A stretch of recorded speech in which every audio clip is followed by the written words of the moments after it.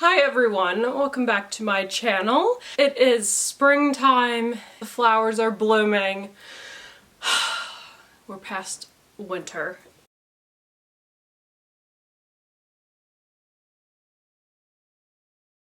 I hope we're past the coldness. It's gonna probably still get cold at night though, so. Anyway, as I said in some of my previous reading videos, I wanted to make a springtime reading list video. I am still in the middle of reading the A Court of Thorns and Roses series. I am currently on A Court of Frost and Starlight.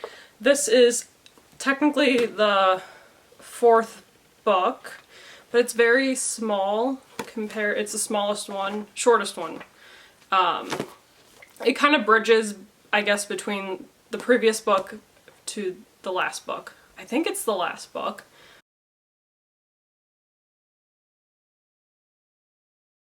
I kind of hope she writes more though. This is such a good storyline. I don't want it to end. So I've been reading those books, and probably as soon as I'm done reading that series, I'll finally move on to all the books that I have been wanting to read. So anyway, let's go ahead and get into this. I hope I am focused. I had some focusing issues in my last video. So I've got about 5 books. 2 of them are books I've read, 2 of them are to-be-reads. And one of them is kind of like, it's not a novel, it's just a fun book about flowers, so I want to include that in here as well. Alright, so first let's start with my already read books. So, first book I have is The Great Gatsby by F. Scott Fitzgerald. It is a classic. You probably read this when you were in high school at some point. I know I did. I read this my junior year of high school, and it was the same year that the Leonardo DiCaprio Great Gatsby movie came out. So it was really fun to read this and then go to the theater and see that movie. I think that movie was so well done. It's so glamorous and glitzy, but it's so dramatic, and it's pretty sad in the end. If you have no idea what The Great Gatsby is about, let me read the back for you, because I think it sounds way better when, I don't know, I feel like I just want to go ahead and read the back of the books. I feel like I'm kind of bad at explaining things. I don't know. Sorry. So it takes place in the 1920s, named one of the New York Public Library's Books of the Century and one of Time magazine's all-time 100 novels. The Great Gatsby, F. Scott Fitzgerald's third book, stands as the supreme achievement of his career. This exemplary novel of the Jazz Age has been acclaimed by generations of readers. The story of the fabulously wealthy J. Gatsby and his love for the beautiful Daisy Buchanan, of lavish parties on Long Island at a time when the New York Times noted, "Gin was the national drink and sex the national obsession." It is an exquisitely crafted tale of America in the 1920s. The Great Gatsby is a true classic of 20th century literature. So, it's obviously a very popular novel for a reason. I think it's a beautifully written book. It's very easy to read, I think, too. The 20s is one of my favorite eras. I love the 70s era, too.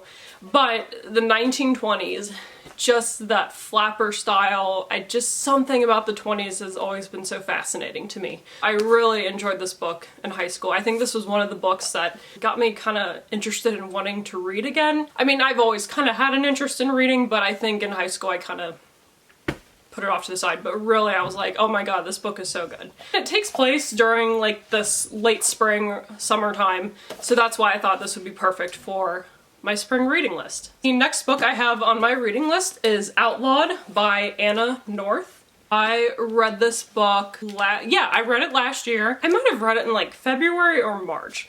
But the novel, I don't know, it just reminds me of like a springtime novel. This was a fantastic read.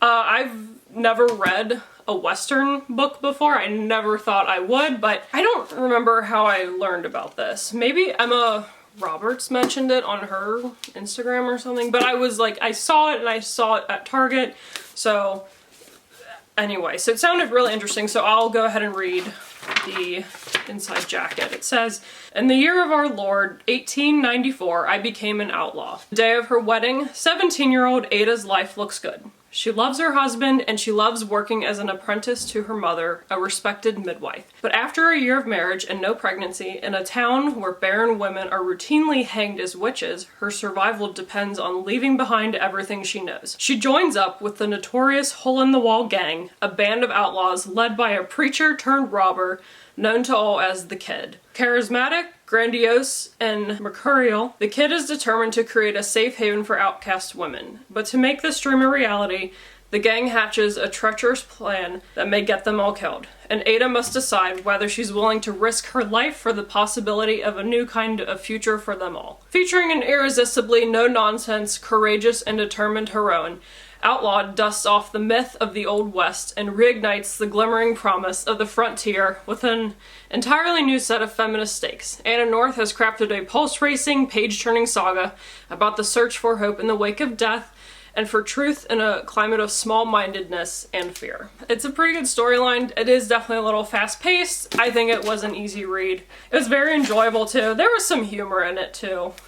Basically, this young woman joins up with a band of outlaws and they're all women. So it's an all-women outlaw group, which is kind of, you know, what kind of story has ever been done like that? Because in any kind of Western movie, it's always just a group of men as the outlaws. So that was a fun twist on this. Again, Outlawed by Anna North. My next two are on my to-be-read list. One of them I kind of started to read. I actually started reading it in the springtime of 2020 when we were all on lockdown and stuff because of COVID. And that is Emma by Jane Austen. I had watched the movie Emma with Anya Taylor-Joy, and I thought it was so good. It was funny, it was charming, the acting was so well done in that movie. So that made me want to get the book and actually read it. I'll eventually get through it, but I did read the first 2 pages.